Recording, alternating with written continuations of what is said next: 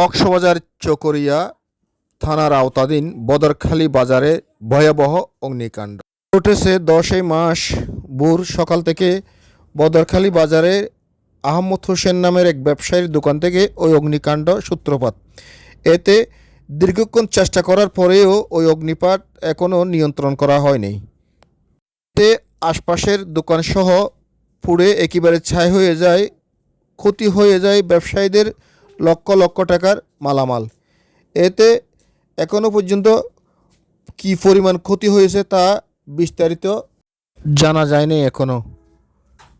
তবে এই অগ্নিকাণ্ডকে ঘিরে এলাকার বাসী অনেক হতাশ হয়ে পড়েছেন।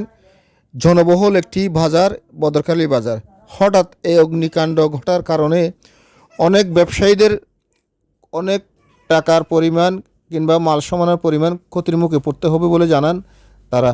দীর্ঘদিন ধরে তাদের এই বাজারটি একেবারে জনবহুল হওয়ায় যানজটের মধ্যে দিয়ে ঘনবসতি দোকানপাট নির্মাণ করায় এখানে ছিল না কোনো রকম অগ্নি নির্বারণের ব্যবস্থা। তাই এ নিয়ে সচেতন মহল আতঙ্কে আছে।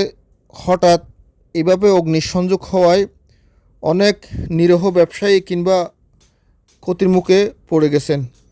এ বিষয়ে চকরিয়া ফায়ার ব্রিগেডের অনেকবার চেষ্টা করলেও উপস্থিতি না হওয়ায় আরও হতাশ হয়ে পড়েছেন ব্যবসায়ীরা।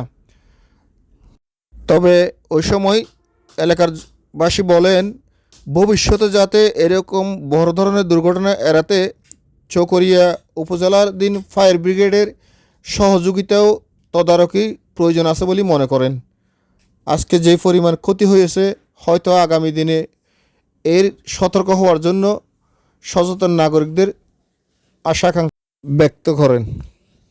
আরও বলেন, শুধু বদরখালী বাজার ব্যবস্থা সচেতন হলে হবে না, পুরো চকরিয়া জুড়ে বিভিন্ন এলাকায় এরকম ঘন দোকানপাট নির্মাণ করায় তাতে ঝুঁকির মুখে পড়তে হচ্ছে প্রতিটি ব্যবসায়ীদের।